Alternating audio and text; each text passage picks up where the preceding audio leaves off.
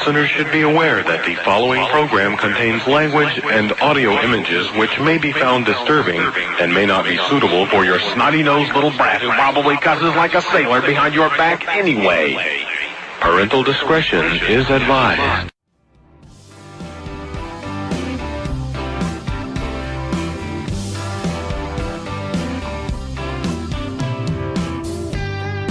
Daddy, I'm coming to see you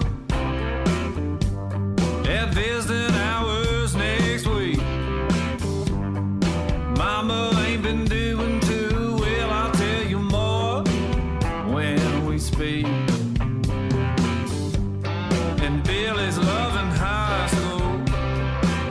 He's out there blocking for JV. I'm sure he's gonna come around by the time you give a least. It's Friday night, the inmates go quiet. Listen for a voice they know. It's time to holler down the pipe chase and rattle them bars, because we're going to do a prison show for you right here at beautiful old, historic old, exciting new KPFT Houston, from the heart of Montrose, where we all hope tomorrow will be a better day. Dreams, I can see your freedom. I will hold you once more. To the men with no visitors, no money on the books.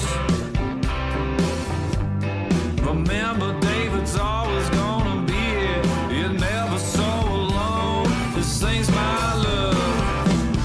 It's Friday night, the inmates go quiet. Listen for a voice they know. It's prison radio.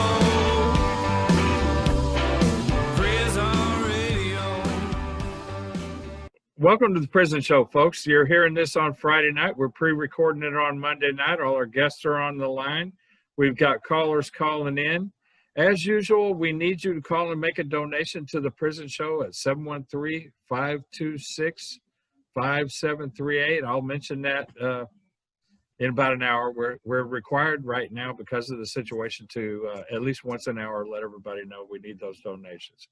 So that said, let's go ahead and get the show started here, because by the time David's done editing this and turns it in tomorrow night, he may be tight for time on this show.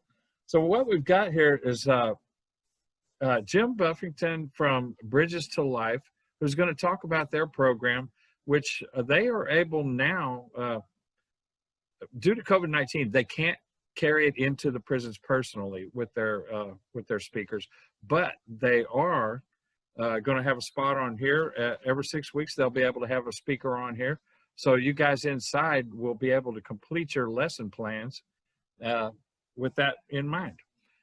Jim, how you doing? Got to unmute. There we go. Glad to be here. Thank you so much. Glad to have you. Well, all right. So I think we need you to tell us a little bit about what Bridges to Life is, because a lot of our folks won't be familiar with it. Sure. No, thank you again for having me on the Prison Show. Bridges to Life is a restorative justice program inside the Texas prison system. We're actually in 14 states and 6 other countries now, so we've grown pretty large. But what we do before COVID, we met in small groups. We would meet in circles of 10 men with 2 volunteers, and just depending on the space in a unit, we may have 50 participants, or we could have 100 participants, just if we have enough space to put everybody. But we meet once a week in the evenings for 2 hours, and we're a faith-based program, and we talk about topics each week.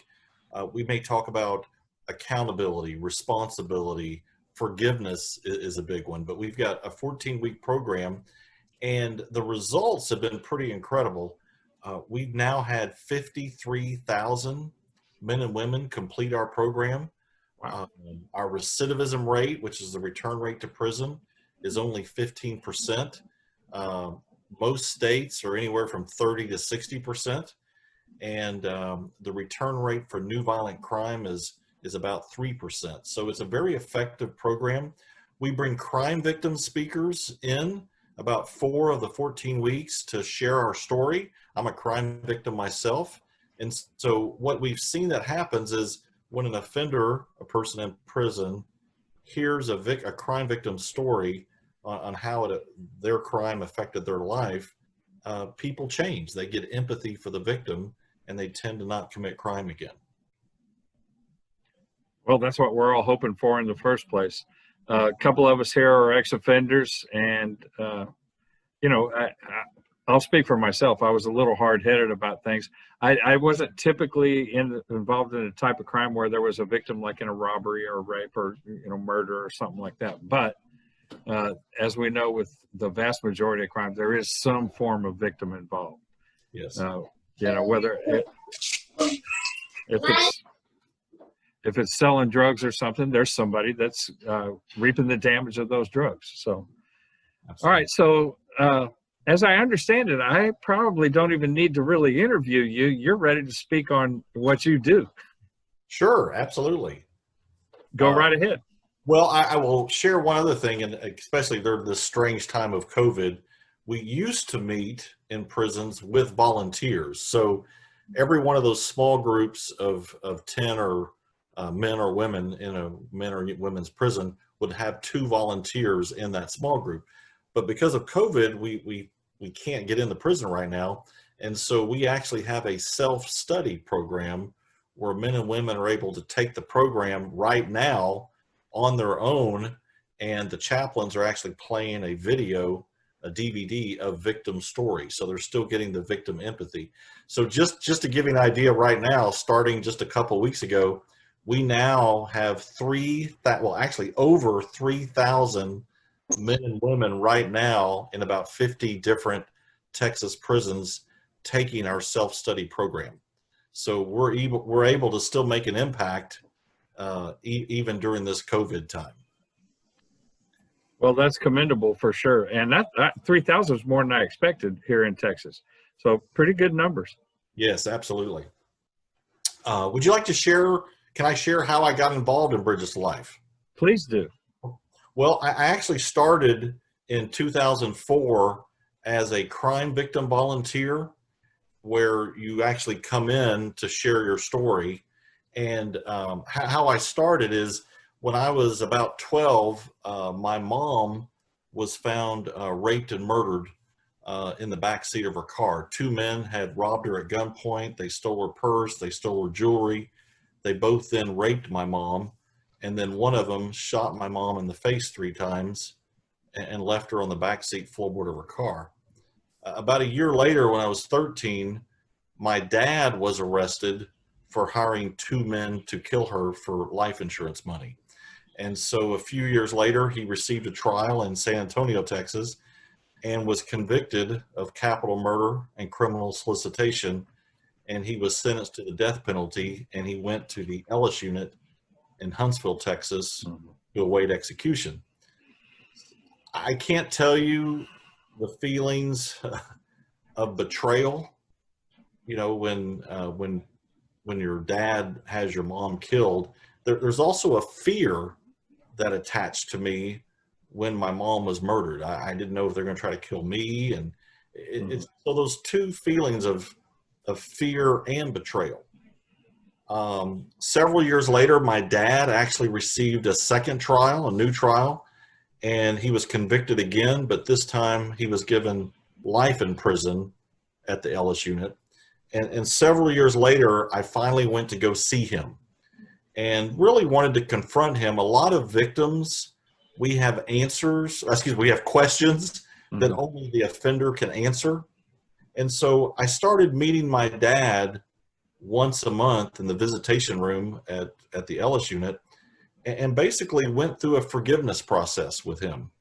And people always say, how can you forgive the man that had your mom raped and murdered? But what I've learned is, especially working with other crime victims, is if we don't forgive the offender, we become bitter, angry, and depressed. And I just didn't want my dad to control me like that. So I actually forgave him for me to let me off the hook on Mhm. not having to experience bitterness and anger. And so anyway, we forgave. We went through the forgiveness process, and about a year later, my dad actually physically died in prison, and I knew something was up. They had a memorial service for my dad inside the prison, and I'm sure several of you know on here there aren't funerals for inmates inside a prison, and so we knew something was up. Well, it turned out my dad had become a chapel worker, a chaplain's assistant. And during that service, my family and I attended in prison in the chapel at the Ellis unit. And we listened for about 3 hours, one by one. A man in a white prison uniform walked up to a microphone and said, I became a Christian because your dad shared his faith with me, and it's changed my life. And by the end of that program, we really learned that my dad had changed. And my brothers actually forgave my dad at the end of that service. And soon after that, I got started with Bridges to Life to tell my story in prisons. And what I've learned from the program, and I'll take a break in just a second, is what I learned is as crime victims, every time we tell our story, we heal. And so it's very healing for crime victims. The other thing for me is I've got a unique perspective. I'm a crime victim's son, but I'm also an offender's son. And when I share with other inmates in the prison of what it was like to be the kid of a man who's on death row and also in maximum security for life in prison, they get a different perspective of what they put their family through by being incarcerated. And so what's really been beneficial for us is crime victims are healed, but offenders in prison are changed. And they get out of prison, they lead productive lives. And there's so many success stories that we have now of men and women that get out of prison and they really have changed their life. And so it's very life-changing, and it makes our community safer. So that's kind of a snapshot of myself, of how I got in with Bridges to Life and the impact that Bridges to Life is making. I have a question out of all this, because before the life sentence, there was a death penalty involved. Yes. How do you nowadays feel about the death penalty? Well, I tend to stay away from controversial topics, but I will tell you, I typically don't take a stand, but I always ask the question, if it was your mom and two men had raped her and shot her in the face 3 times, and the men that did that knew the penalty for doing such a crime was the death penalty, and when a jury sentenced them to the death penalty because that's what they did, I don't really get outraged that the consequence is what happened when they knew that would happen if they did that crime. And so here's the deal. I believe that if somebody rapes and murders my mom, that they should get the penalty of death. However, none of the 3 men and my dad or the 2 shooters never actually received the death penalty. And so what I share now is I'm glad I didn't live through that experience, because I wouldn't have wanted my dad to go through the experience of being executed by the state. I didn't want that legacy in my family. And so quite honestly, I don't take a stand on the death penalty. I really think men and women can change, and that's what I focus on. Brother Jim, just to get back to Bridges to Life and men changing, I know you and I were talking a little bit earlier. You volunteered on the Hutchins State Jail. Yes, sir. And I took Bridges to Life on Hutchins State Jail in 2007. Yes. Bridges to Life changed me. Bridges to Life, I'm getting goosebumps just talking about it. I never really thought that I had victims, because I didn't just rob an individual. I robbed a convenience store and figured they had insurance. I sold a lot of dope, marijuana, methamphetamines, things like that. And I never really considered the people that bought my dope as being victims. But after taking Bridges to Life, I realized that there's many victims in my crimes. My children being one of those victims, my parents being some of those victims, because my mom and dad had to step up to take care of my daughter. My daughter just had a birthday, and we get along great today. But because of Bridges to Life, it opened up my eyes. I sat there with Miss Connie, and there was an older lady. I wanted to say that her name is Miss Ruth, and I would cry with them. And so they were victims, and I was the offender. But yet we would sit and we'd pray and we'd cry, and it changed all of our lives that were at that table that day, because you got to see me as a human, and I got to see you as a human. And we realized that really we were all the same. We were just on different sides of the same crime. And it really opened up my eyes, and prison changed me. Today, I'm a successful member of society. I've got a great career. I'm a wedding officiant. This weekend, I married 2 couples and was able to minister to them. And I met them at the courthouse today, and they're going on their honeymoon. But Bridges to Life changed me. So what you're doing is wonderful. And I know I took up some of your time. We still got about 3 or 4 minutes left, but I just wanted the guys and gals on the inside that are listening to know that this course is really worthwhile to take. And if you go into it thinking you're just going to get a certificate that'll look good on parole, then by all means go get that certificate. But it's going to change your life. You'll never be the same once you take the course. I appreciate that. You know, for the folks that are listening, what happens in that small group that you were in, Dave, is we're sitting in a circle with, 10 inmates with 2 volunteers, and the volunteers aren't coming in to beat you up. We have a curriculum that has some very open-ended questions, and it's really not the volunteers talking, it's the offenders in the small group answering questions about accountability and responsibility and forgiveness. We actually have our participants write a letter to their victim. They don't mail it, but they read and write that letter during that small group time, as well as they write and read a letter to one of their family members that have been affected. And so for a volunteer, whether you're a crime victim or just somebody that wants to help, we are really facilitating a discussion with the other offenders. And what happens, Dave, as you described, all the men in prison, they realize they have a very similar story because you actually share your story.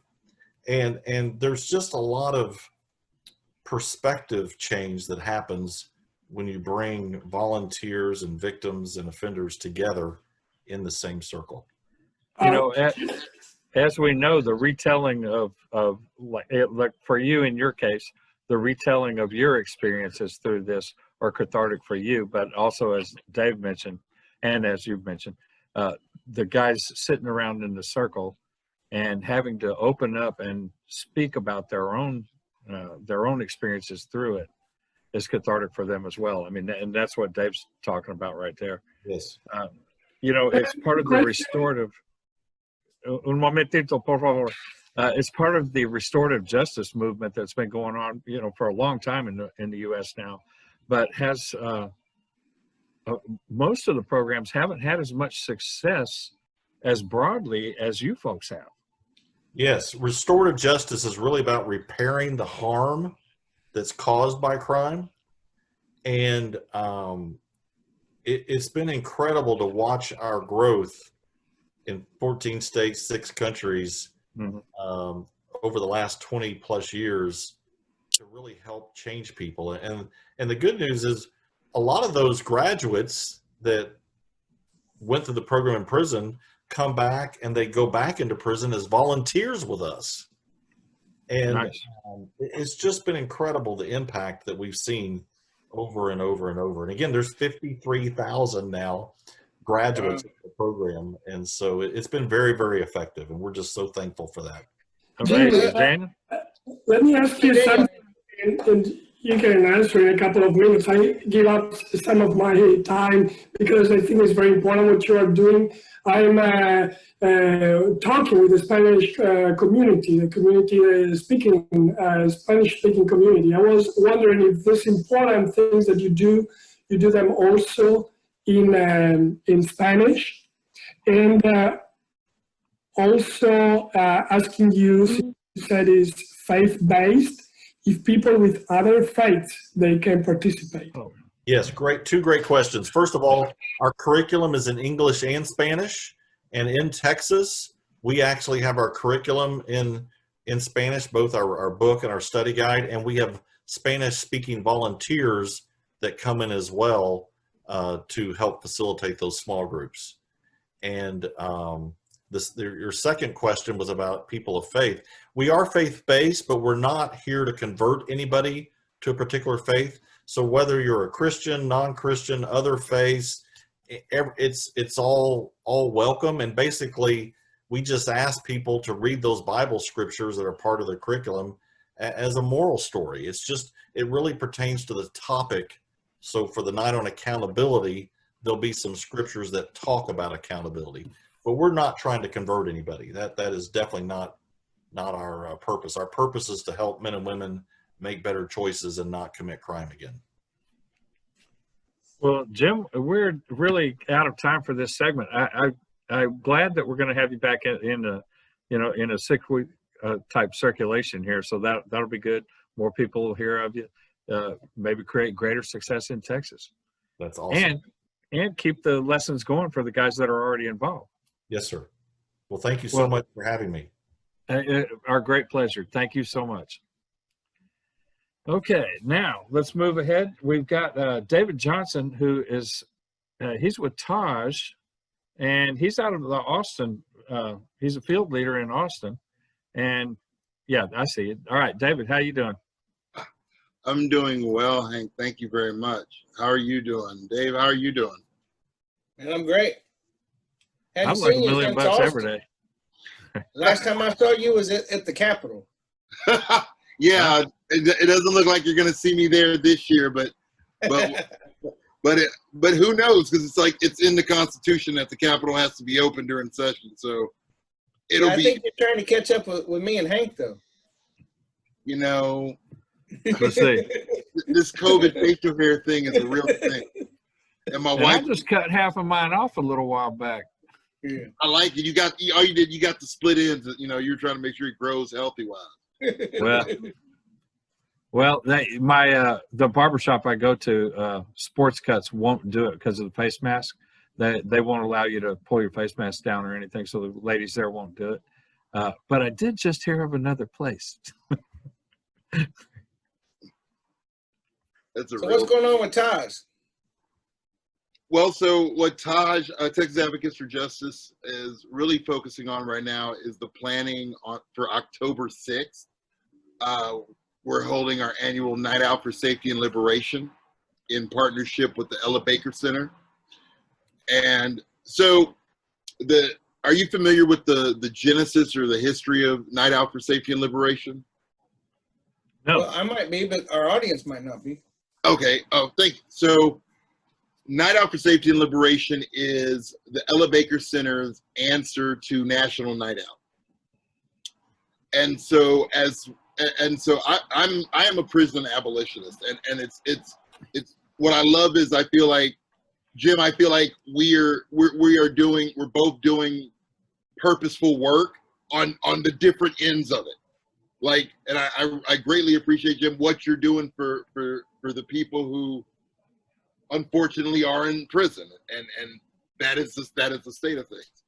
And what we work on, what I work a lot on, is trying to reimagine what we consider safety to be, to reimagine what our communities can look like, and to imagine solutions that take the police and jails out of it as much as possible. You know, we pursue the ideal of them being obsolete one day, but you know, ever drawing closer. So National Night Out is a night, I call it the police PR night. It's the night where police go into the communities to make sure everybody knows the police are your friends. And I'm going to tell you something, like, have I ever met a police officer that treated me with respect and compassion? Absolutely. Do I trust police? Absolutely not. And so police coming through, so like expecting police to represent safety to me or to anyone, especially anyone who's been directly impacted by the criminal legal system, because and I will say this, regardless of whether or not someone knows the certain, like, knows what is up for grabs or what's at stake when they make decisions.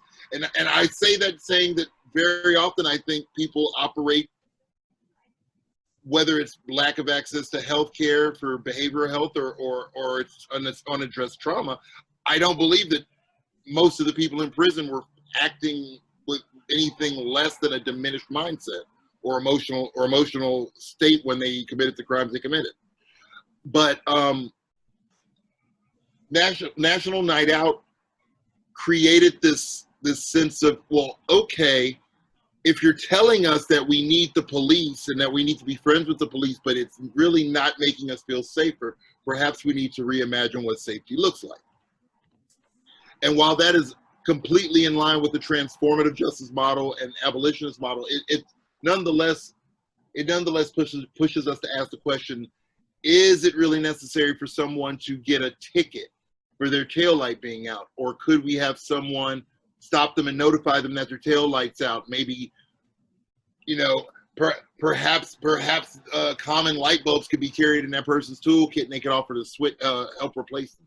I mean, there are a lot of things that I think go beyond what we're used to, and that's just simply the issue, is that we're only looking for what we're accustomed to existing instead of imagining beyond that. So Night Out for Safety and Liberation usually occurs in the summer, but because of COVID, obviously, they pushed it back. So it's October 6th, and it's online. It's going to be 2 hours, and it will be a collection of everything from performance art to educational teach-ins and videos, and just a way for our community to engage and to really talk about what it looks like to imagine a better community. Because right now, everyone is imagining the worst. Right now, people are operating from places of fear and deficiency, and people are worried about what's going to happen after the election and worried about what's going to happen with the Supreme Court.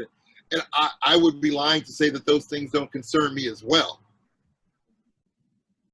But we can't let our imaginations or our commitment to a better community and a better future be derailed by a death or by an election or by any kind of recession. Like, we can't be defeated that way. It's interesting you say it like that, because right now, most of our country, and I'm going to say a great majority of our country, has no clue the success rate involved with the police in America. Less than half of all crime gets reported, and of that less than half of the violent crimes are ever solved, and about a third of the property crimes are ever solved. So that's like a minority success rate with a majority failure rate. They don't stop crime in advance, and even though they have program after program like National Night Out, things like that, cops in the schools, which really only ended up locking up more children, where schools used to be able to diffuse and handle that with the parents. And people need to look at that sort of thing, and they need to look at it with the actual facts, not the thin blue line, which is non-existent, because you never see a cop coming and stopping a crime in advance. They're there, the crook shows up, they stop the crime. That's such an extreme rarity. Then there's the fact that police stop very, very few crimes in their commission. It's always, if at the closest they get to that most of the time is if there's a high-speed chase or something of that nature. But after that, then where police do a better job is in investigation.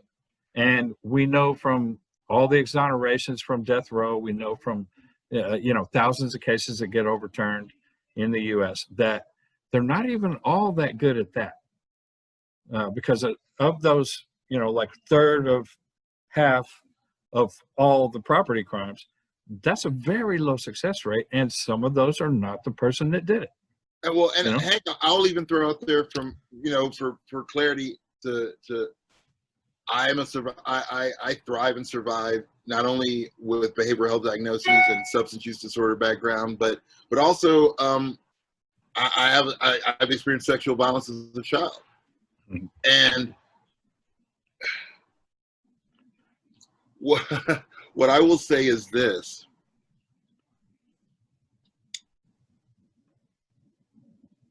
The system that exists is designed for the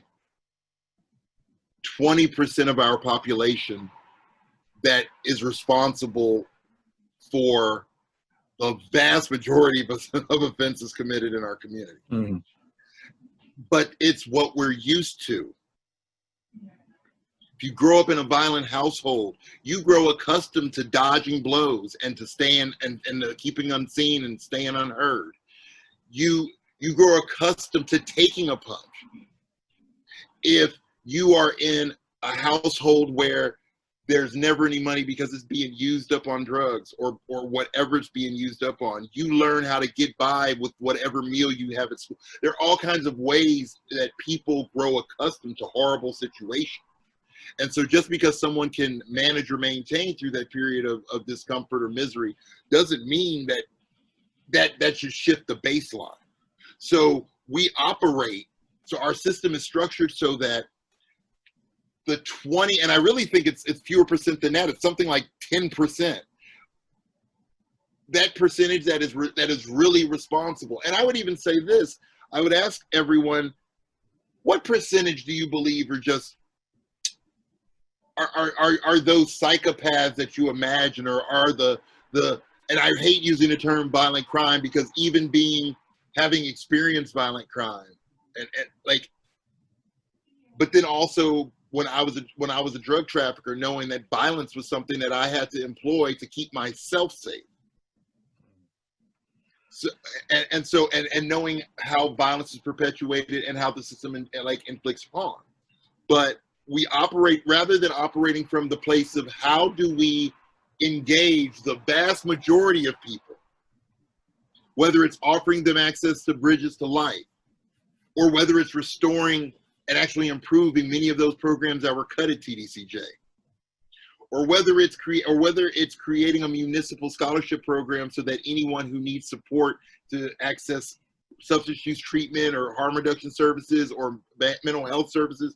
What if there was no such thing as a financial obstacle to those resources or for training? And people say, oh, well, you can call OSAR, you can call DARS. Why should there be so many hoops?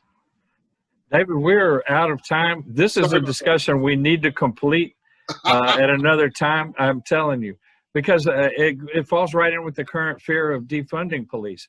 The fear of defunding is not based on the facts either, because that money can be used for things that we know do prevent crime in advance. Early childhood nutrition, early childhood education, continued education, through high school and into college. Those things all reduce crime in advance. So as a nation, it's like giving the Pentagon more money when they can't account for what they get now. We need to start looking at these things in a smarter way. I thank you for coming on. We've got to get on to the next segment. Absolutely. I'm sure David will have you back too. All right. Okay, so now, oh boy, Mr. Dave Atwood, are you in Texas or are you in Colorado? You got to unmute. Oh, There you go. Nope, you're muted. No, there you go. Muted again. Unmuted. Y'all are having a battle of the buttons here? What? Unmute. Yeah, I'm not touching him. He's playing with his computer. There you go. am I unmuted? You're unmuted now. Okay, all right. Wow. There's Rocky Mountain High. Oh, Lord. Yeah, he must be in Colorado again. Yeah. Well, yes, I am in Colorado right now. 7,200 feet, actually. Wow. When I came up, I flew up, actually, and it took me about 2 or 3 days to get used to the elevation. Did I you was use a visiting- plane? Huh? Did you use a plane? I tried. I had to wear a mask, keep my distance, all that stuff anyway. Well, thanks for having me on this evening. Greetings to all. Today is World Peace Day, for those of you that don't necessarily follow that. That's celebrated all around the world. I want to thank Jim Buffington for coming on and sharing his story tonight. You know, when I hear what people have gone through, Jim, what you've gone through, what other people have gone through, victims of crime, I mean, I am, quite frankly, I'm devastated by what happened. And I just want you to know that. And although I am strongly against the death penalty, I formed the Texas Coalition to Abolish the Death Penalty back about, 25 years ago or something like that. But we, you know, I don't know anybody in our coalition that doesn't have strong empathy for the victims of crime. And I just want you to know that. I know a lady you probably know, a woman named Linda White in Houston, right? You know Linda. She's a real good friend of mine. She lost a daughter to murder. The daughter was raped and murdered. Linda ended up taking care of the granddaughter, and she has spoken out a number of times and has been really involved in the restorative justice movement with you, and wonderful lady.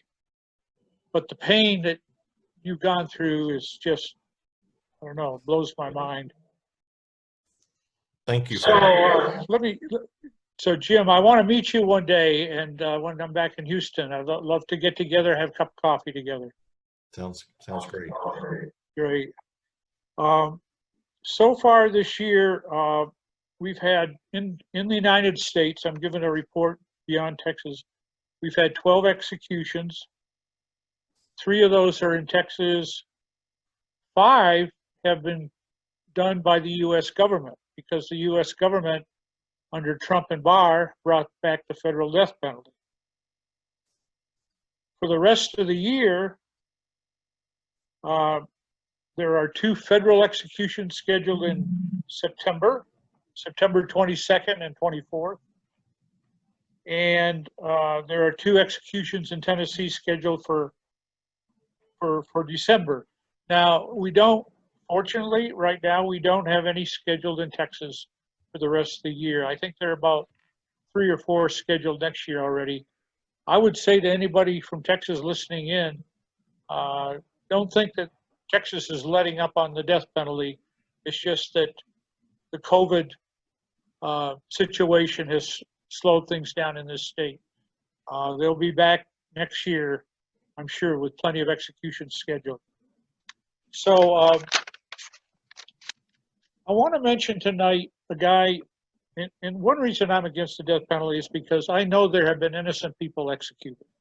I know there have been innocent people in Texas and in other states. I'm going to mention a guy tonight from Georgia, a guy named Troy Davis. Troy was executed back in 2011 on September 21st of that year. And there have been probably, I would say, a handful in the last 25 years of cases that got a lot of publicity in the country and got a lot of people speaking out. Troy Davis's case was one of them. We've had about 3 or 4 of those cases in Texas, and there have been always big protests during that time.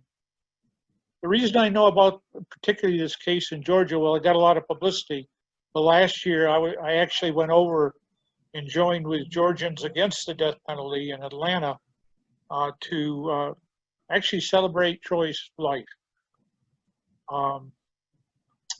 Troy's sister was a big advocate of him not being executed. Some of the stuff that came up in the last year, 7 out of the 9 witnesses against Troy recanted their positions, their statements. 7 out of 9. You think about that. 3 of the jurors in his case changed their mind and asked that the execution be stopped. Over 600,000 people from around the United States and the world signed petitions for Troy's case. And people like former President Jimmy Carter, the Catholic Pope, Benedict at that time, and many others spoke out against the death penalty for Troy Davis. He was executed anyway. Troy was executed. And even though it was pretty well documented and shown that he's not the one that committed the crime.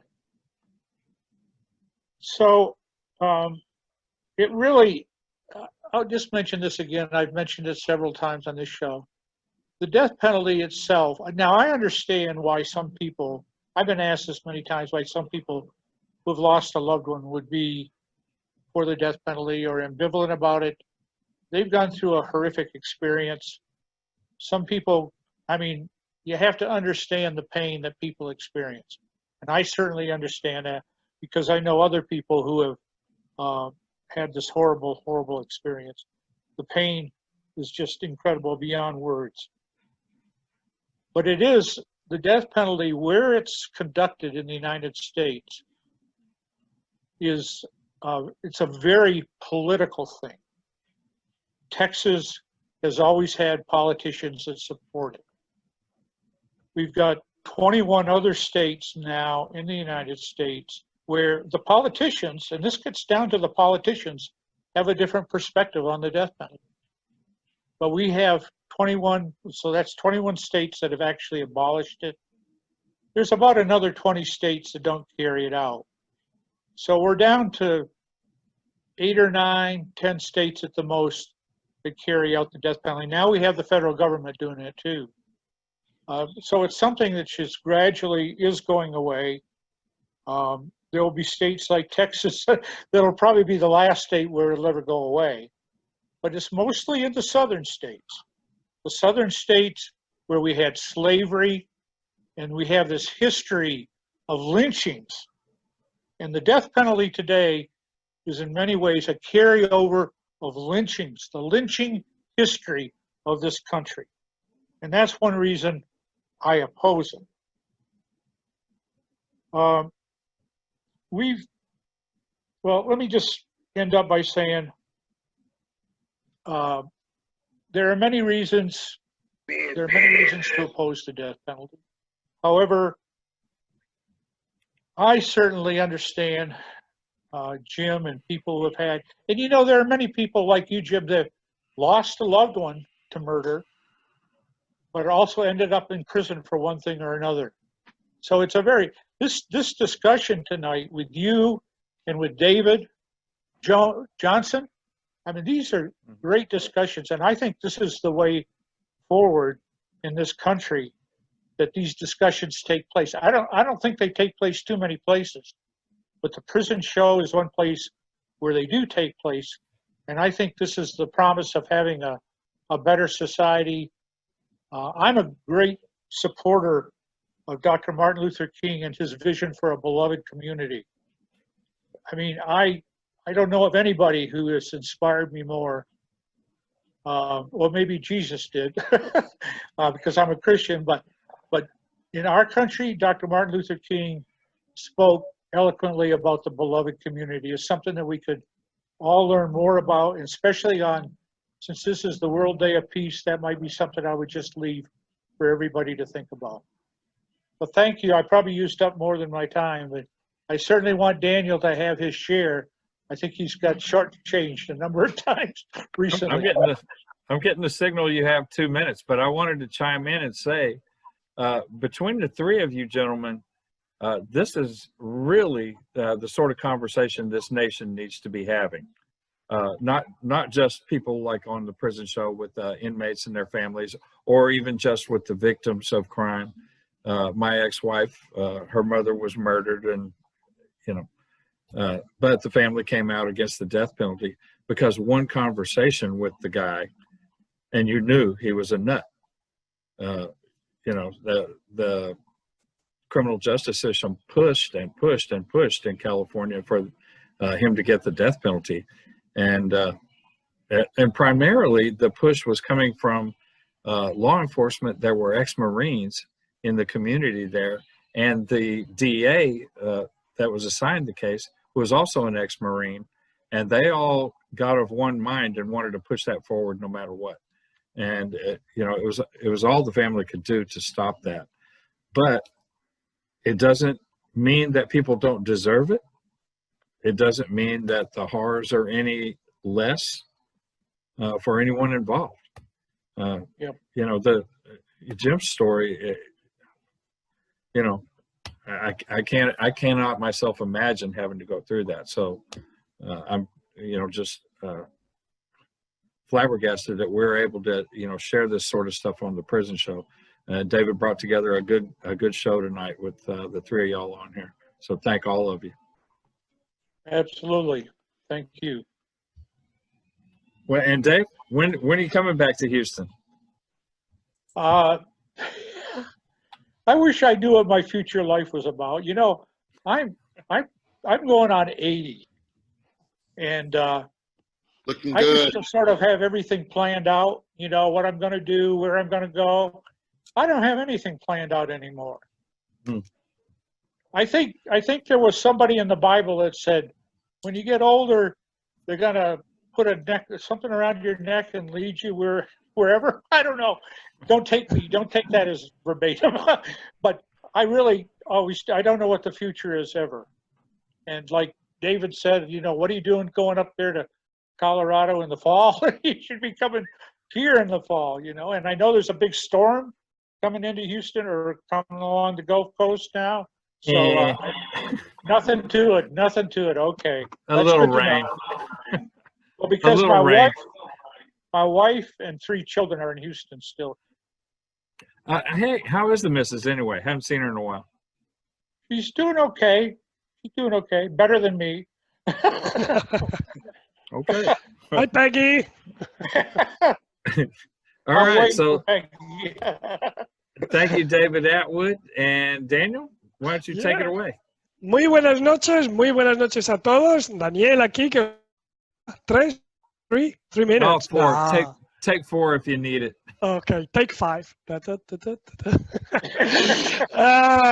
Muy bien, bueno, so here we are translating a little bit of this great debate that we had tonight en español, y así vamos a ver si está con nosotros la amiga Diana. Diana, ¿estás a la escucha? ¿Nos acompañas hoy o no has llegado? Sí, a aquí conectar? estoy.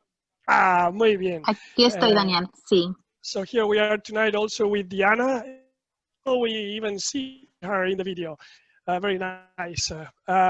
So, me gustaría aquí que tradujeses en español un par de conceptos muy importantes que han emergido hoy y que son los siguientes. Además de los que han emergido, algunos mensajes que vamos a lanzar. Por ejemplo, if you think that the debate that we had tonight here with Dave and with Jim also and Dave, be involved.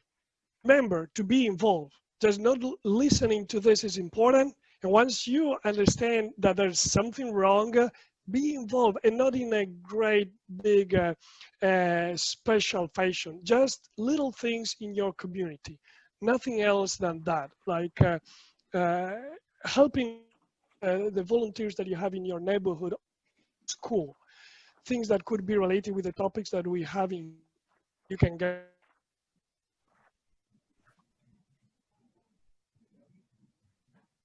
Well, Daniel Can you hear froze me? up on us. I can hear you. Oh, I didn't know if he'd asked me something. No, he's frozen up. You need to take Oh, over. no. I do? Okay. Okay. Hola amigos, habla Diana Islas. Les mando muchos saludos.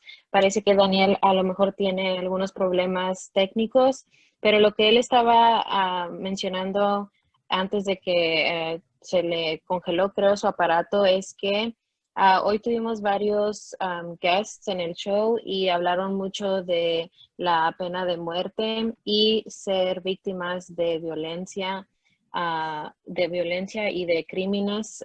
Por ejemplo, el señor Jim, que habló en el principio, mencionó que a su mamá la asesinaron, la violaron, la asesinaron, y después de un tiempo resultó que su papá fue el que ordenó ese esa acta para recuperar dinero del seguro de la vida de su mamá.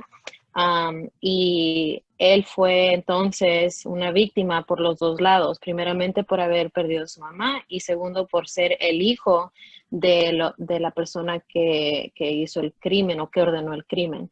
A su papá le dieron, primeramente le dieron la pena de muerte, luego le dieron un juicio nuevo y resultó que se murió con la sentencia de por vida, pero se murió por causa natural. Él mencionó que él ya había perdonado a su papá porque no quería que él tuviera control sobre él con el rencor que él sentía. También mencionó que es muy importante que su papá, muchos de los otros presos que estuvieron con él, mencionaron que el papá de él había ayudado a que las personas se convirtieran a cristianos mientras el tiempo que él estuvo en la cárcel por vida. Do we have Daniel yet or no? No. I don't Can you know. hear me? I don't see him. There you I go. hear him. Oh, Yeah. sorry guys, I'm so sorry. I lost the connection. That's okay, Daniel. So I went over a little bit about what Jim was saying, being a victim from both sides, and also about him forgiving his father and how that was very important to him and how his father had converted so many inmates to Christianity. And so he did make some big changes in his life. So I did talk about that. Jim, I would like to double check with you the way in which the people that are listening can connect with you, because we didn't mention. And I see in the website that they can write to a PO box. The PO box would be 570-895. And this is in Houston, and the zip code is 77257. So I see Jim that is saying that is all right. Así que si queréis escribir a Jim Buffington para Bridges to Life, podéis ir no solo a bridgestolife.com, sino que podéis escribirle a Jim a esta dirección. Yeah, it's .org. .org, bridgeslife.org.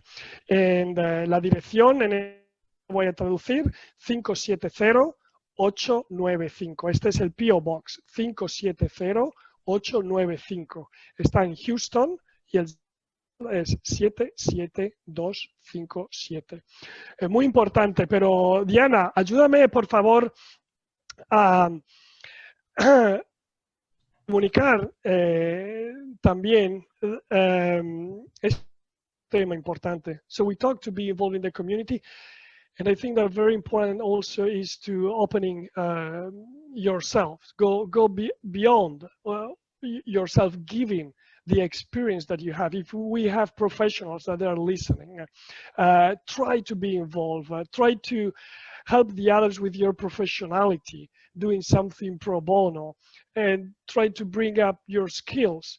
Give a little bit of your time and your attention to the community. These are little things that you to do to maintain the democracy alive and to help people that they don't have access to this democracy like they are in the prison. ¿Nos ayudas, Diana, con esto? Sí, está bien. Daniel menciona que es importante que si uno tiene alguna habilidad especial o una profesión en la cual podremos ser voluntarios o ayudar a otras personas que necesitan, a lo mejor no tienen los recursos, es importante ser involucrado o involucrada en la sociedad y ofrecer esa ayuda cuando uno fácilmente podrás hacerlo. Entonces es importante pues regresar, ¿verdad?, a la sociedad lo que uno beneficia, ¿verdad? Porque por eso estamos en donde estamos, para poder ayudar. And let's be well aware that we are surrounded by the immense possibilities of entertainment, are continuously aimed. There's a great piece of economy that is involved.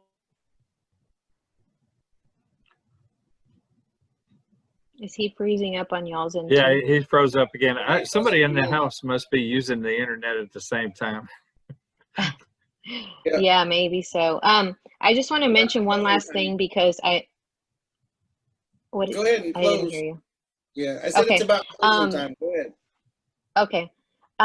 Bueno, entonces ya es todo el tiempo que tenemos. Parece ser que Daniel perdió conexión de nuevo, pero muchas gracias a todos por escuchar. Solamente les quería mencionar que la página de internet y dirección que le dio Daniel es para que todas las personas que son ofendores, no sé cómo se dice, que causaron un crimen, hicieron un crimen, o si fueses víctima, pueden escribir ahí para que se conecten y puedan procesarlo, ¿ok? Muchas gracias a todos, cuídense mucho y buenas noches. Okay, thank you so much. We're ready to go into our break song.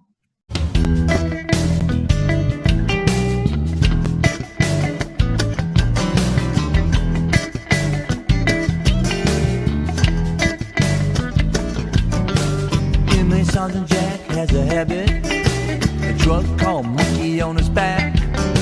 Serving a prison life sentence, killed a man black or drunk on crack.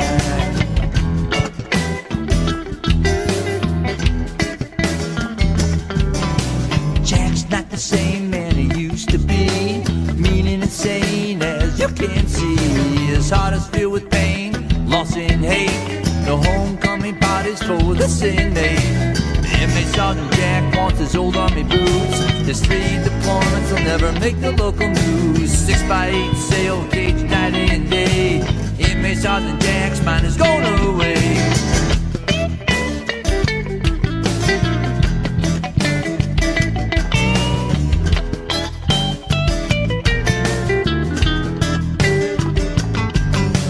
Foreign war veterans are lost and abused. Soldiers incarcerated where there are no rules. War addiction's worse than ever thought. Jack loved the smell from the gun that he shot. In prison with the battlefield killing in your mind. Embracing mental breakdown, military suicide.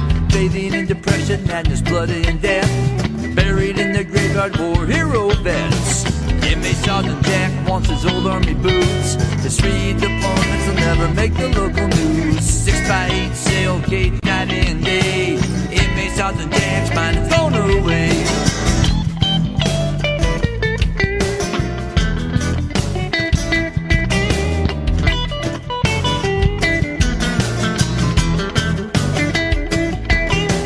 Play me the song, your cheating heart on that old modern guitar. Holly's Tavern is where Charlie Fingers died, drinking whiskey from an old mason jar. Sing me some songs from Merle Haggard, Brother Ray, and Elvis. All right, that was our break song. Thank you. We're ready to go to the calls now, so I am going to just start in. Captain Tom's been waiting over here. Yes, sir. I sure am. How are you? I'm like $1 million. Yeah. So, well, I'm like $2 million every day. All right. We got some new people added to our list. Thank you. I appreciate, you sending me those letters, and we're going to get, to them as soon as we possibly can. Let's see. Who do we have here tonight? All right. We got, of course, we always have Leroy. We have Adam Walker. We have Carlos Gonzalez. We have Doug Seitz. We have Bro Vincent Williams. We have Albert James Haddock. We have Gim Lewis. We have Danny Dean. We have Mike Stewart, George De La Rosa, John Wayne, Major Weeks, Pete Sines, and Richard Harris, Billy Yates, and Rick Stevens, Peter Green, and let's see, Frederick Raines, Curtis Bell, Cody Williams, Paul B. Walker, Frank Hayes, Morris Lumpkin, Richard Mead, Patrick Reeves, John Hanks, J.D. Johnson, Robert Willis, and we have Tony Gordon, Jerry Hanna, and William Ray Jacobs, and Philip Lowe, and Jeremy Boyson. All right, Hank, back to you and the Prison Show gang, and we'll be back on here next week as usual. Thank you, Captain. Rosalinda. Hey, good evening. Good evening. How y'all doing tonight? Well, I'm like $1 million every day, so. I should not even ask that question. I should know by now, huh? I'm surprised that everybody doesn't know by now. Right. Well, I want to do a shout out to my brother, Paul David Romero. He's in Ferguson Unit. Hey, mijo, ¿cómo andas, mijito? Te quiero mucho, mijo. Aquí te habla tu hermana tóxica. Ja, ja, ja. But anyways, want to let you know, mijo, de que I've been saving up some money for some things that you asked for. I got you an old chair that I can put some wheels on it.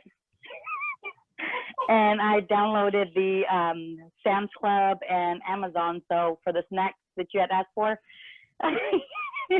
you and I know what we're talking about. So that's all good. Nobody else needs to know.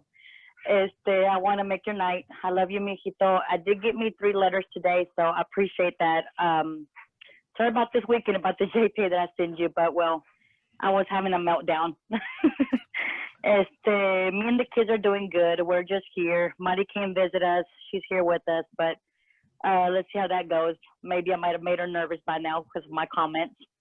But well, mijo, I know you're cracking up tonight when you hear this for Friday night. You're going to enjoy it. Everybody's going to start asking you questions, but it is what it is. Between me and you and those letters, we know what's up. So I want to say hi.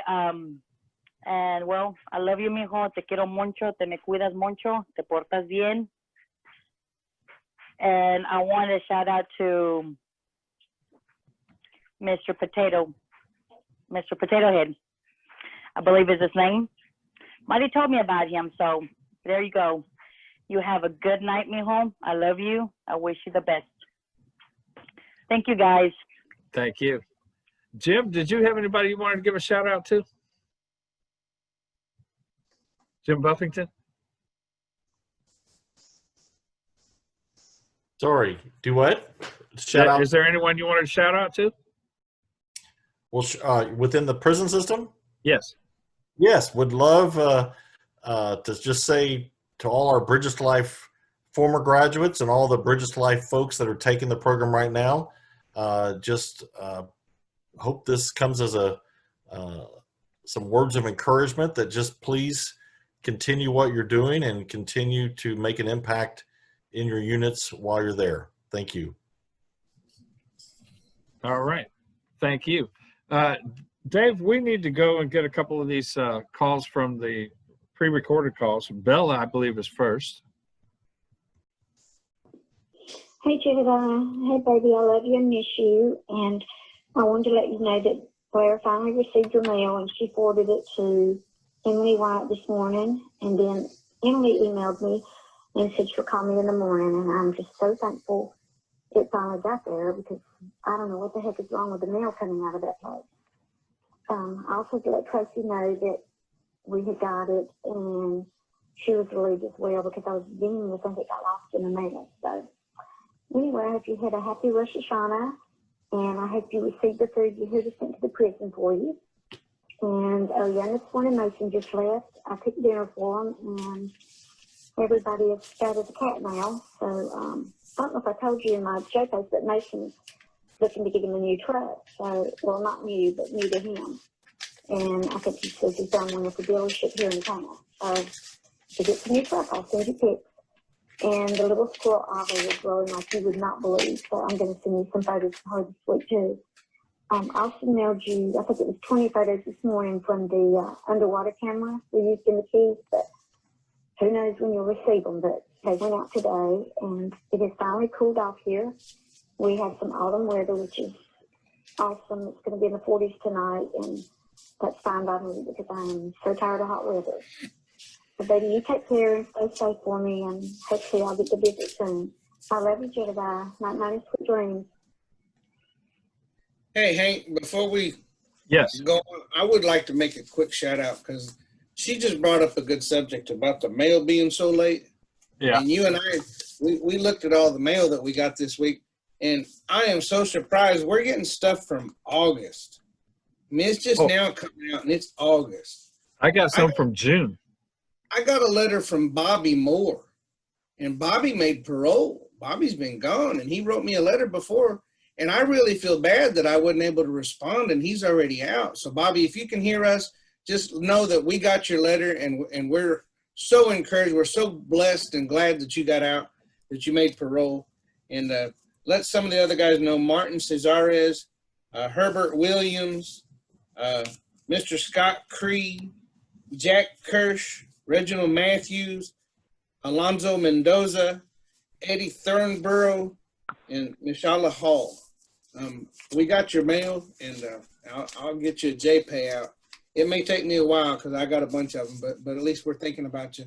And Bobby, I wish you all the luck in the world, man. I really do. I'm so glad that they overturned your case. And you got set free. So you got an FI1, by the way. Yeah, there you go. All right, so yeah, excuse us for the mail. TDCJ is slow on the mail. The USPS is slow on the mail. We can only get in the building ever so often to get the mail. And matter of fact, I need to try and do that again this week because we got quite a pile last time. And it's hard to catch up once you're that far. You know, if you got a stack of mail like this, it's hard to catch up. So yeah, I don't have it with me, but I actually got 2 in our mailbox today, and they're in the kitchen somewhere. I'm not sure who wrote. So okay, well, I'm ready to go ahead and go to Miss Lovina. Hi, everyone. I just want to give a shout out to my other half, Mr. Jeffrey at the East Ham unit. I love you so much, sweetheart.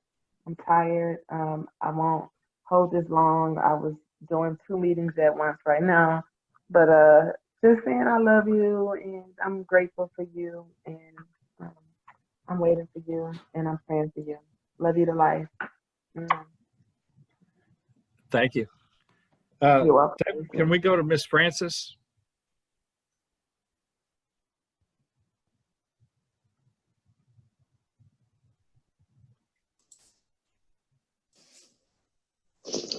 This is for my husband, Chris at Darrington. Hey, baby, I love you and miss you so much. And I am so upset about that BS about them stopping the AdSeg phone calls home again.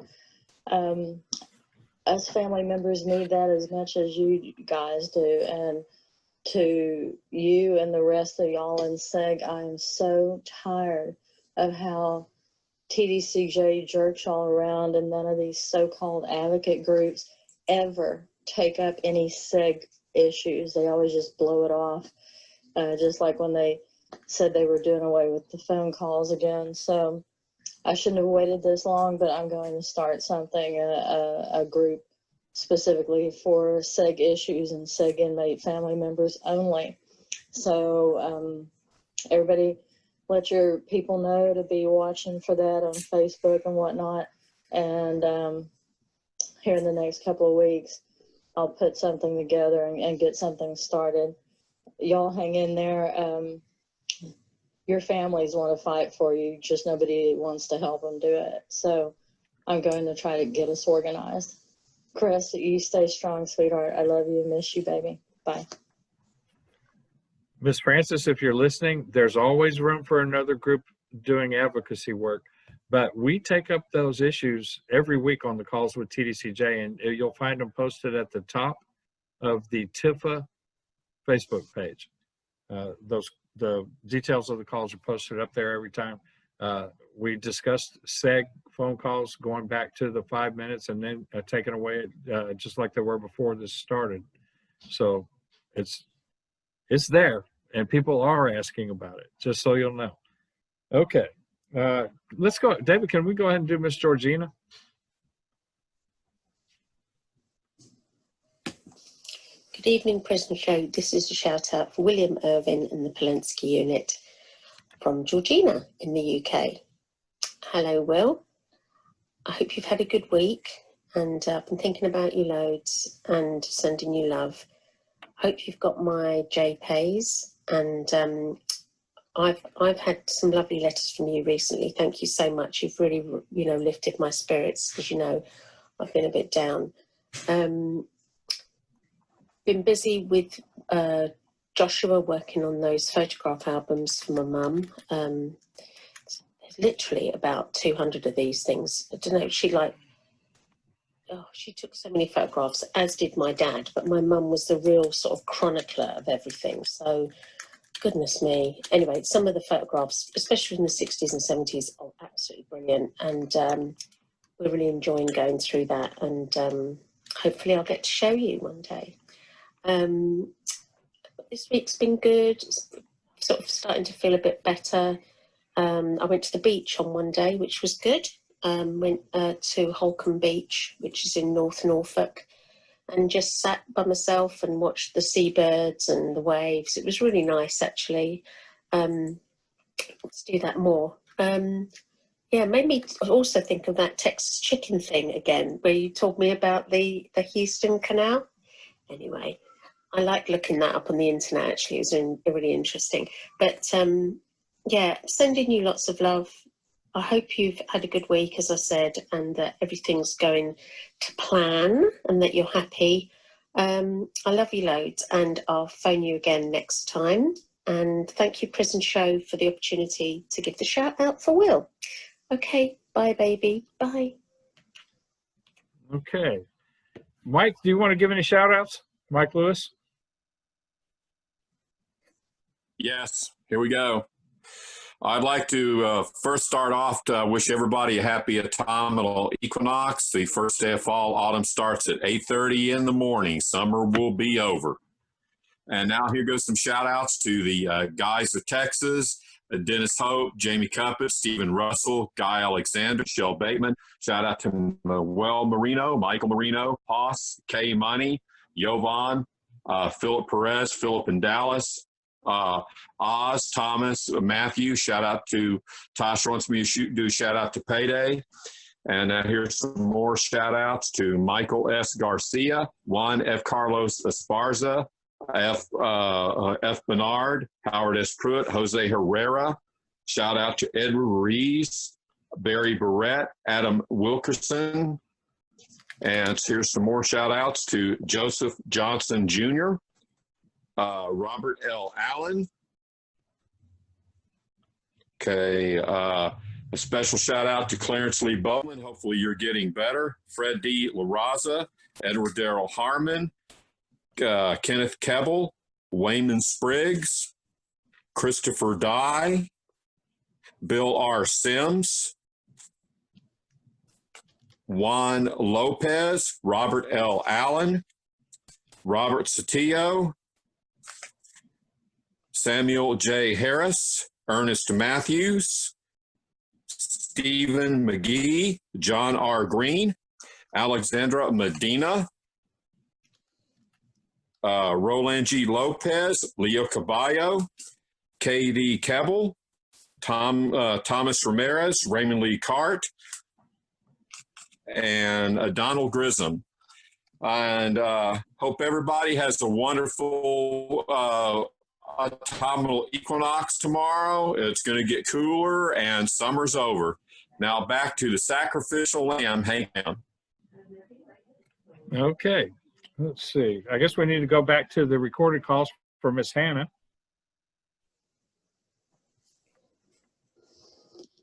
Hi, just dropping by with a little message for Rudy Medrano at Polanski. Hey love, I hope you're well. So it's Monday 21st, so by the time you hear this, I hope you've had a really good week, plenty of fresh air, and cracked on with all your little projects you have going on right now. Things here are fine. Received a lovely card from you a few days ago, so thank you for that. And I have some mail to reply to as well, which I plan to do this afternoon.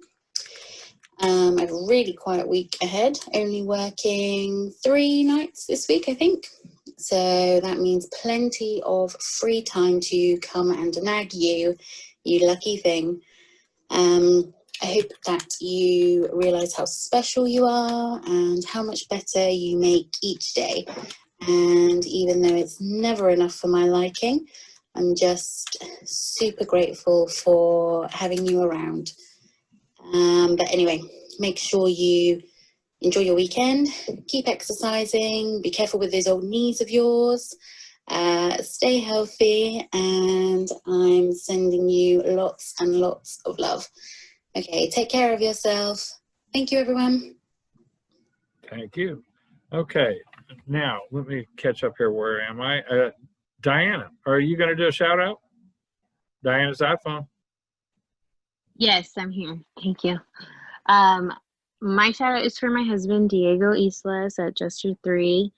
Hi, Diego. I hope you're doing good and hanging in there. I sent you quite a bit of stuff, and I actually mailed out a lot of pictures today because I went to the office, and I guess you're not going to get that this week probably, but I mean, they're on the way, so that's what matters, I guess. Anyway, I had a pretty long weekend just studying, but everything went well today, and I'm really happy and excited, and I hope that you call me so that we can talk about it more, or you can write me, whatever you want. And I really miss you. I think about you a lot, and I can't wait for you to be home. So anyway, I love you, and good night. Okay, thank you very much. David, can we go to Miss Judy? Good evening, everybody. I'm calling to shout out to Rodney Reed. Hey, R, I love you and miss you like crazy. I hope you're doing well. Quincy sent me a text today, and he said he has lots of messages, and I actually just got off the phone with him, and he relayed all of your messages. I'll check out the website you suggested and definitely share it with your supporters. You know, I was only teasing you last week during the shout out, and I knew I would get a message back about it. Thanks for making me smile. Good to know I still know you pretty well. Everyone here is doing well. Got to see KJ this weekend. Can't believe he's going to be 5 months old. I got 2 pictures of MJ from her grandma's 50th Prince-themed birthday party from this weekend, so I've included them in your next week's batch that I'll out on Friday. I'm sure you will enjoy them. MJ and Avery are doing virtual learning on the computer, so they both are staying home. Jameson is doing in school and is staying safe, so no issues with any of them. And your soon-to-be grandson is almost here, just a couple more months, and I can't wait to be able to send you some pictures. Told you a couple weeks ago that I got 6 inches cut off my hair and that I'm back to being brown. But my nephew and his girlfriend moved here, and she is a hairstylist, so she's coming on Saturday to put my blonde highlights back, and I can't wait. Super excited. I might even take a picture or two to include in the next batch, just in case. You might be forgetting what I look like since we haven't had a visit in a while. Just kidding. I know that won't happen, but I will try and remember to add a picture or two. Just want you to know that I miss you like crazy, and I love you. Sending you lots of hugs and kisses. Stay strong. Keep the faith. Continue to hope and dream. Our dreams are alive and well. I'm thinking of you and praying for you. 560 and 626. Good night and sweet, sweet dreams. I will send you a JPay tomorrow with more information. I love you, Rodney. Mwah, mwah, mwah. Thanks, everybody. Have a wonderful week. All right, thank you. Let me see. Oh, now we have a Judy on the regular calls. Judy? Hello, Judy. Hey, Randy, it's Mom and Dad. Hi, babe. Hello, Randy. We're just calling to say we love you and stay in the Word. And all you guys there with him, stay in the Word, because that's how it'll get you through. We love you bunches. Bye-bye. All right, thank you for that. Was that the other Judy? Okay, in that case, we still have a Judy on Zoom. But she just spoke. That's what happened. Is you said Judy for me to play, and she spoke up. So I just played the recording. Oh, I thought you were playing that one. Oh, No, okay. that was Judy on there. All right, so, okay, so now I understand what you were saying. Okay, gotcha. Okay, Marie, are you ready? Yes. This shout out is for my husband, Paul David, at the Ferguson unit. Hey, babe. Hope you're doing okay. We're all doing good. So I'm here at Linda's. I'm enjoying our time together, with the kids. Solo faltas tú, you know. I got here on Saturday around noon. Had a great weekend, pero tú ya sabes de eso. Just wanted to come on here real quick and let you know that I love you. I'm always thinking of you. Y siempre estás en mi corazón. Saranje. Oh, and hi, Mr. Potato Head. All right, thank you. Okay, Mr. Potato Head, you're a popular man tonight.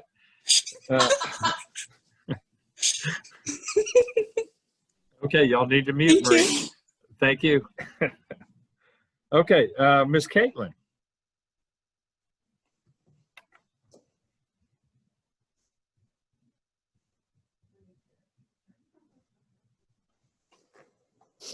This is the shout of Bethel Garza and Polonsky. Hey boo, hope that you are in good health, in good spirits, staying safe, and that you are smiling. I'm just calling in to let you know how much that you mean to me and how amazing that you are. Today is Sunday, September 21st. It should have been Riley's communion, but that was pushed back actually and she made it on Friday, so I actually think it was more pushed forward more than pushed back, but at least she got to make it. It was really, really quick. Elaine only found out about it 6 hours before the actual ceremony, so it was all busy in her house to get Riley prepared for it. Today, we all just went for a drive-through McDonald's. It basically is one of the only places that are open now since the restrictions are back on here again. Well, I'm going to let you go. I want you to know again that you're always in my heart, my thoughts, and my prayers each and every day. Stay strong, stay safe, and know that I got you. And to everybody in the prison show, a big thank you for making this happen. Our pleasure. Let's go with, all right, we already got Marie. Sheila? Did I get Sheila? I called her, I think. Yeah, there you are. Hi, everybody. Thanks for the show. This is a shout out to Jerry H. on the WIN unit. Hope you're staying safe and healthy. I love you. Keeping you in my prayers. Stay strong. Don't give up. Thanks, everybody. Have a good night. All right, thank you. Okay, that was pretty short. Let me go ahead and go with Jessica. Jessica, Hey, Prison Show. you're on. All right, hello. So this shout outs for George at the Walls unit. George Rodriguez, this is your sis. I got Aaron here with me. We are thinking of you, missing you already. Monday night, you'll be hearing this Friday. It'll be Friday night by the time you get this. A long day at work for you. Sorry we kept you up late just to tune in. Thank you so much for being who you are. Thank you for being you. Thank you for loving us. Thank you for sharing with us. We love you. Thank you for always sharing a perspective. And just for me, myself, personally, thank you for just always making me aware that even the annoyances of the everyday life out here is a blessing. And I love you, bro. We can't wait till you come home. And I want to do a shout out also to Sean. Sean, if you're listening, shout out to you, bro. Shout out to Big Tex. Sorry we missed you guys last week. Shout out to field ministers at the Walls unit, Pierre, James, Cantu. Keep up the faith, brothers. We love you all. Brother, we love you. Always will. And let me just hand it over to your brother real quick. Hey, love you, bro. God bless you. Thank you for my new Bible, man. God bless you, my brother. Deuteronomy chapter 7, verse 6 through 7. I'm going to read 7. The Lord did not set his heart on you and choose you because you were more than numerous than other nations. You were the smallest of all nations. You're chosen, bro. God has put you in my life to be a blessing to us. Thank you, all the field ministers out there. God bless y'all. Y'all are chosen. Y'all are made for this. Thank you, Hank, and all the prison show. Y'all are chosen. God bless y'all. Amen. Thank you. Amen. Amen. God bless y'all. Good night, gentlemen. God bless you all. Well, thank y'all so much. You're too kind. Okay, where am I? Kim. Kim, we're ready for your call. Unmute and come with us.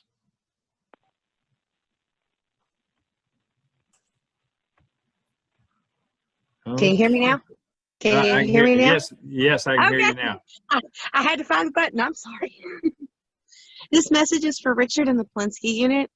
Hi, sweetheart. I just want to tell you that I love you and miss you, and I'm so glad you got me that message to let me know you were okay after you had that seizure on the 1st. I was really worried. I did get a new car right after my birthday on Wednesday, so I can't wait to send you pictures and let you see what it looks like. I love you so much. Take care, and please, I can't wait. I want the phones to be back on soon. I want to hear your voice. Love you. Bye. Okay. David, can we go with, all right, you have 2 Kathys. Let's go with one of them, and then we'll come right back and go with the other one. How about that? Then I won't confuse them with Zoom callers. Hey, thank you, Prison Show. This is Kathy Newton, and my shout out is for David Dola. He's my stepson on the ECM unit. And David, I'm glad that you got moved off of Hutchins and that you're a trustee and just in a much better spot. And I love you very much. We all miss you.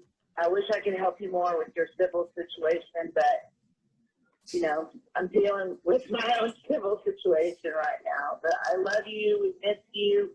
And I hope to the Prison Show, and I'm going to send you a JK. Bye-bye. All right. Let's see now. Thank you, Prison Show. Yeah.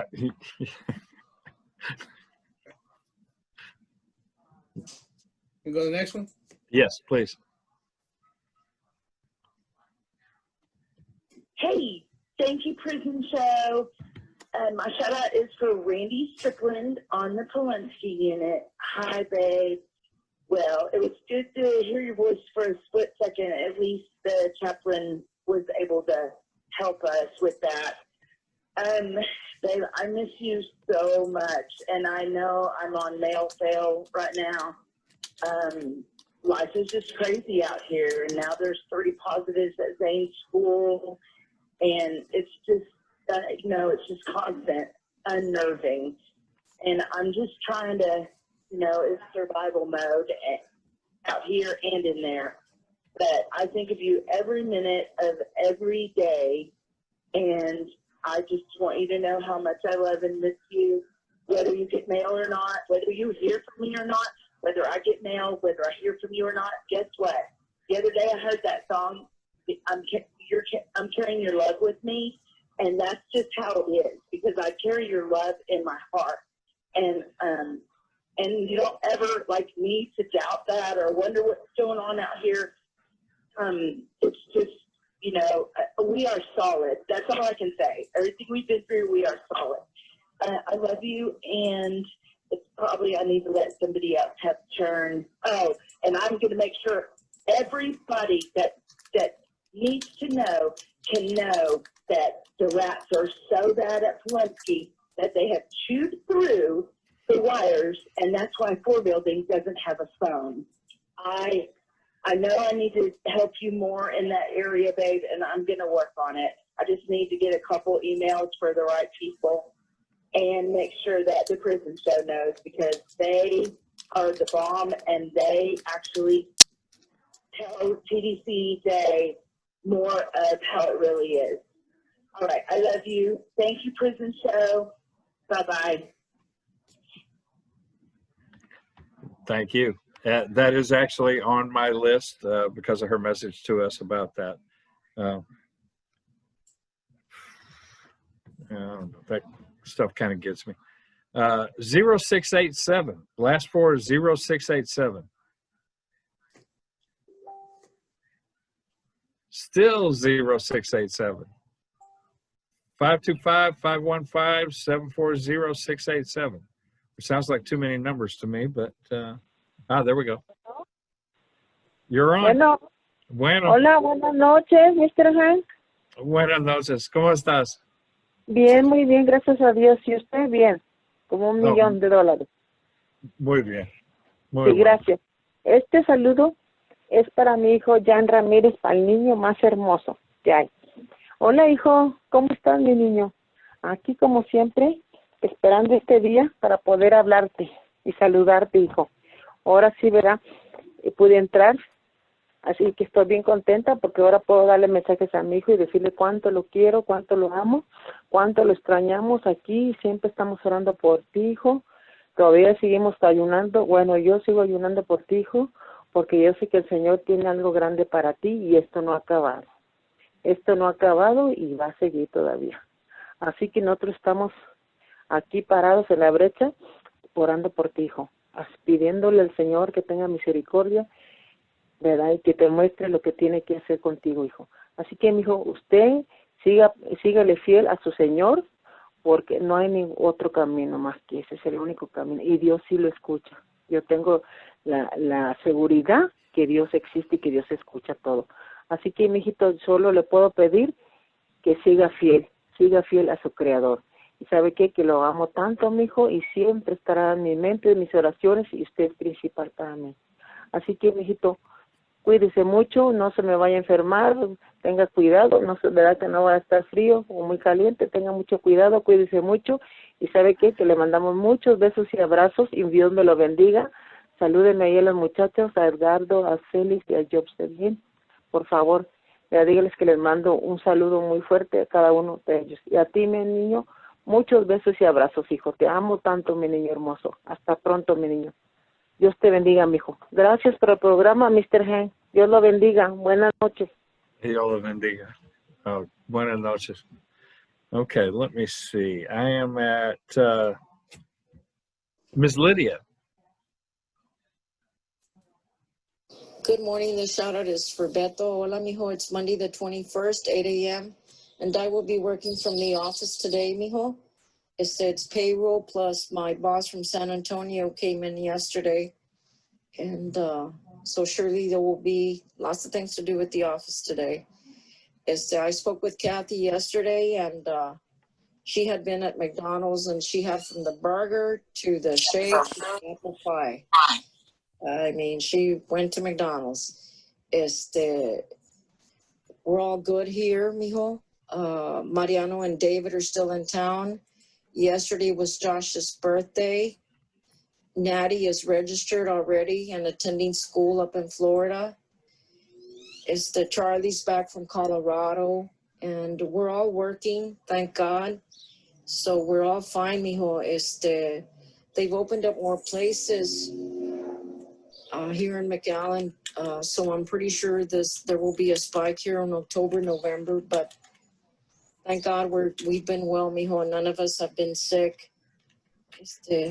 And I pray that you're well, mijo, and you're doing better, and that hopefully the doctor has been able to see you. I sent you a JP on Thursday requesting some information so I can register you and Larry. I registered Will. I registered him on the site. Okay. Have not chatted with Jamila or heard from her, and I need to call Carmen and check and see how they're doing up there. But we're all good here in the valley, mijo. I love you and I miss you. My saludos to everyone, and everyone take care. Love you, puppy. Bye. All right. Bye-bye. Let's see. We have 6657.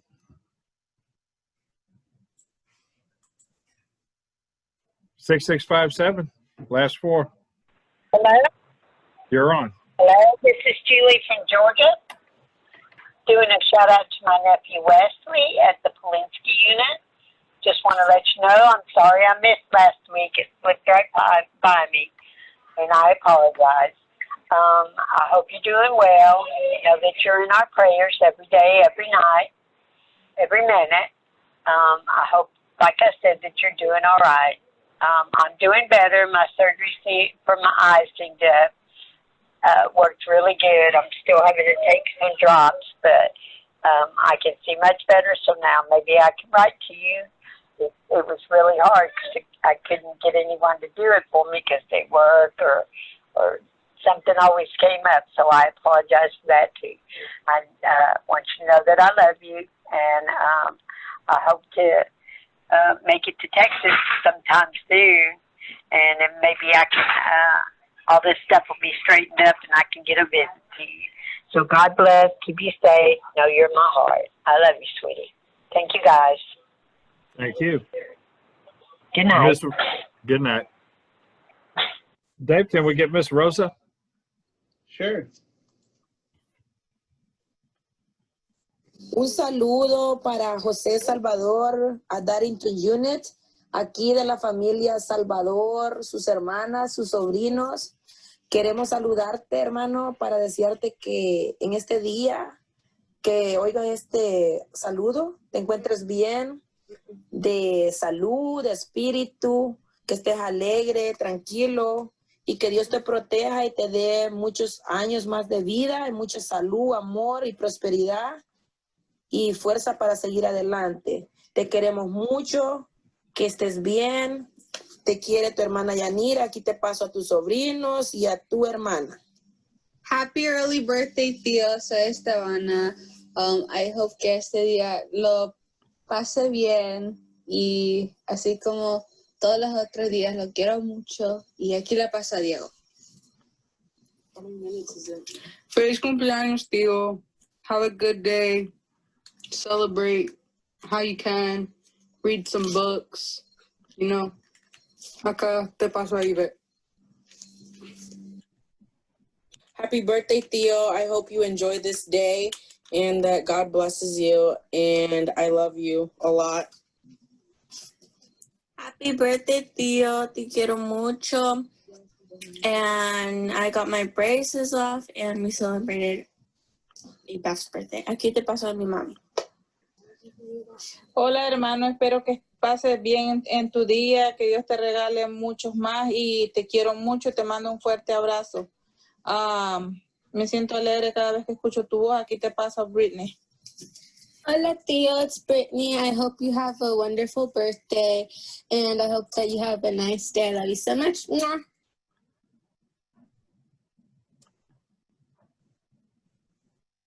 I'm going to take it that's the end of the call. Miss Gwen. Hi. Hi. This is for Jason out at the Darrington unit. Hi, baby. I miss you so much. First of all, we're all good out here. I saw your mom this afternoon. I took her some homemade cinnamon rolls that I did not make, but they're homemade. From the kids brought them home from their dads. I told her to share. I took enough over there, but I don't know if she's going to or not. She didn't look too thrilled about having to share them. She's so funny. I got your letter, I think Saturday, and it wasn't postmarked until the 17th. So it seemed like it might have took a little bit of time, but I got it, and I'm so happy I got it. I miss hearing from you a lot. Nothing else is happening. Same old stuff. Same old stuff. It was cooler today, so when I did my walk, it was really nice this morning. But that's about it. I just want you to know I love you and I miss you. I'm ready to come see you, visit, have a conversation face to face. So I hope you're getting some sleep in the cool weather. I love you. I'll talk to you later. Bye-bye. All right. Thank you. Thank you. Thank you. Miss Vicky. Can we get Miss Vicky's call? Yep. Last but not least.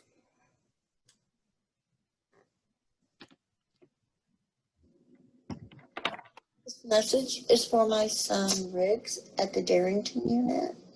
Hi, baby boy. I love you. I miss you. Not much happening here. Vernon did go and buy the rest of the things that he needed, so he'll have everything to teach you how to weld when you get home. I really hope you like the books that he sent you on the welding. That was all him.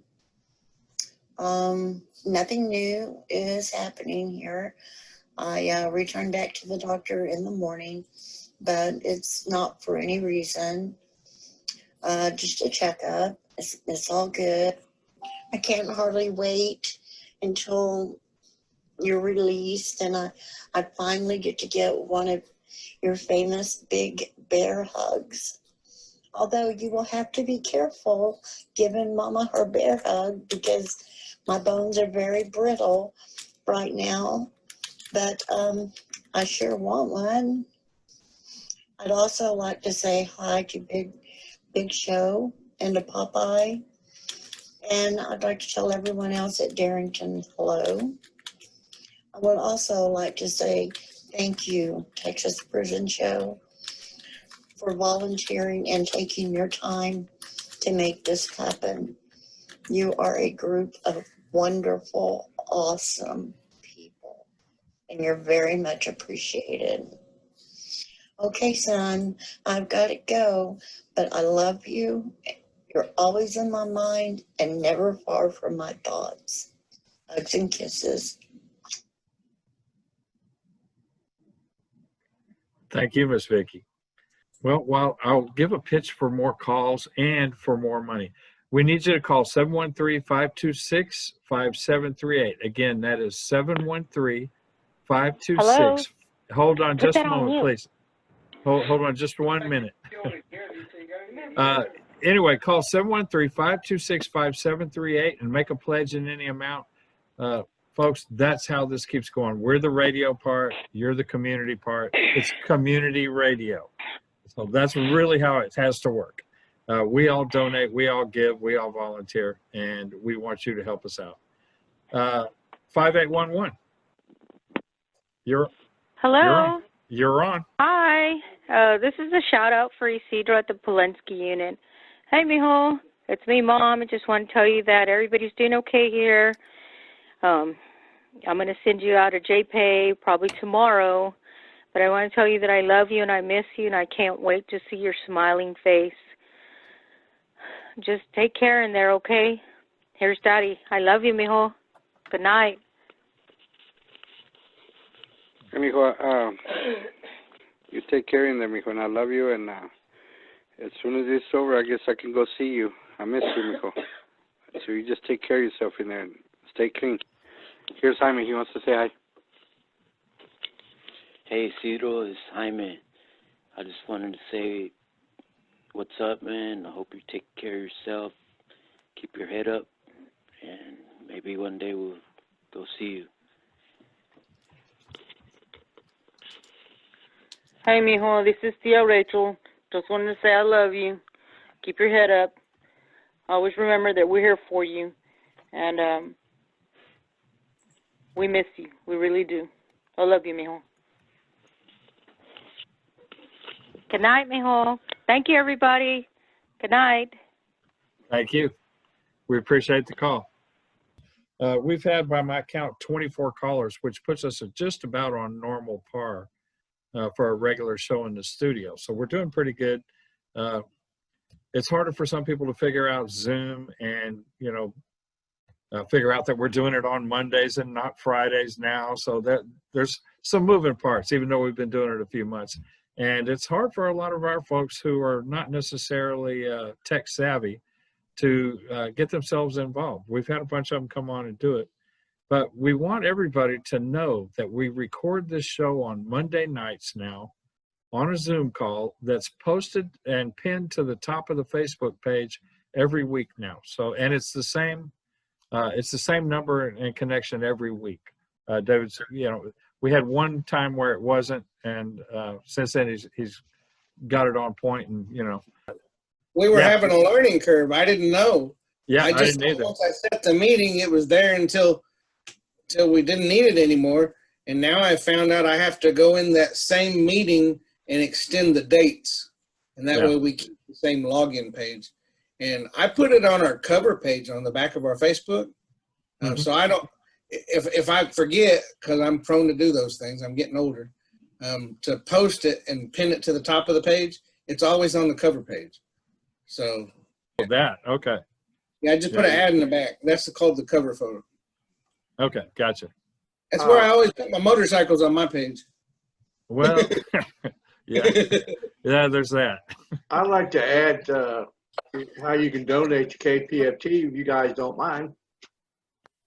Well, go ahead, but the station wants us to use the phone number. Yes, I know. You can also go to kpft.org, and you can also text 713-526-5738 and text the word give on KPFT. We hope that all works, because the station specifically asked us to use the phone number. Yes. The website's all the time, and regardless of anything. But I'm not sure the text is up all the time.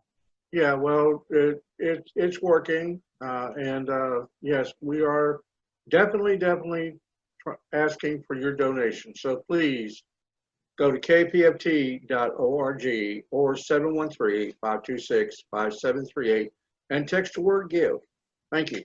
Excellent, thank you. I see Mike Lewis is down here in the corner waving his hotel key around.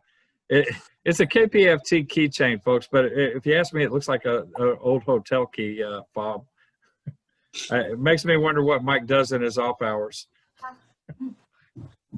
At any rate, Malou? Miss Malou, where'd she go? I don't. She just went off of there. Oh, I saw her for a minute. Yeah. She was there for 1 minute. Malou, if you're listening, call back in. We will get you on here as long as there's time when you get back on. I don't see her anywhere. No, she went away. It's Okay, that internet. I think the storm come through and it's really messed up everybody's internet. That could be. Yeah, because I have high-speed internet here. Dee Dee gets on me about it because it costs so much money, but tonight we're slow. It's like 80 megabytes per second versus 250. So well, it could be that everybody's home because it's raining and storming out, and everybody's on the internet at once. You remember in call-up days that used to drag everything down. Yeah, the old dial-up days. Maybe Jim wants to say some more stuff. Yeah, hey Jim. We've got 6 minutes left. You want to talk some more, Jim? Sure. Well, thanks for having me on. Again, for all the listeners out there, if you have not signed up for Bridges to Life, you can turn in an I-60 to your chaplain and sign up for the next Bridges to Life self-study program. And the chaplain will get you the materials to be able to take the program.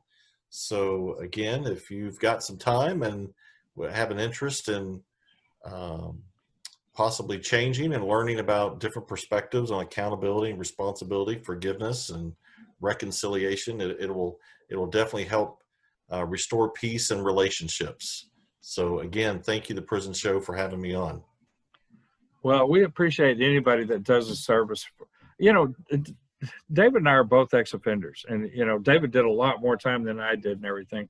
I was probably just as hard-headed, just a little luckier. But it's one of those things. I've been blessed enough to get out and work on 20 years in nonprofits, working with ex-offenders, at-risk youth, their families, and a lot of inmates. And then picking Ray Hill's brain one night for, I don't know, third or fourth time or something over his contacts and resources down here in the Houston area after I moved back from California. And he said, why don't you come see about hosting the show? And I came down and got involved, and David was down there. He was involved. Mike Lewis, a bunch of the folks that are involved now, we're volunteering, and we all we all stuck to it, whereas not everybody else did. And so, you know, here we are, and we've been doing this for about 7.5 years now, with the same, basically the same team. We've had a couple of co-hosts come and go, and I'm getting the 2-minute signal here. Okay, thanks, Tom.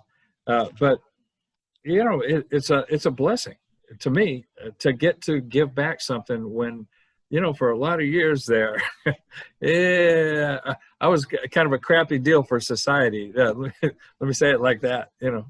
But you know, it's empowered me to give back and do work that you know, that once I was involved on that side, the needs on this side were so obvious. You know, there needed to be a prison show, there needed to be bridges, there needed, you know, there needed to be Taj, there needed to be all these groups, and more really, because we, you know, as you can see in Texas, we barely make a dent. Although you're making a pretty good dent. 3,000 people in Texas is that's quite a number. That's impressive. One of the things, because of our access to all the prisons, we actually post on our website, bridgestolife.org, reentry resources. So if you go to our website, all of the family members of the incarcerated, you can see we have posted a bunch of organizations that want to help people for your family members' reentry. So please go to our website, bridgestolife.org, click on reentry resources.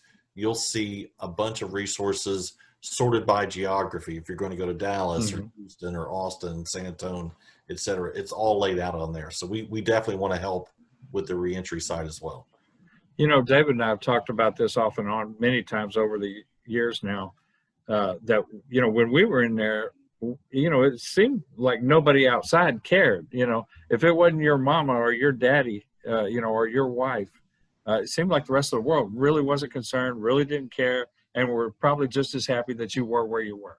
And it turns out that there are millions of people that really don't feel that way, and it's a good thing. David talks about how the callers on this show became his surrogate family while he was doing time. I used to listen laid up in that 6x9, and my family didn't call in, and I get to know everybody. I mean, I'm sure it happens today, the guys. That Lavina calls in every week, Stacy calls in every week, Miss Kathy Judy, calls in, all of them. Mike and Tom and Miss Linda. I mean, you get to where if somebody doesn't show up, you miss them. So has anybody 503-2 down here?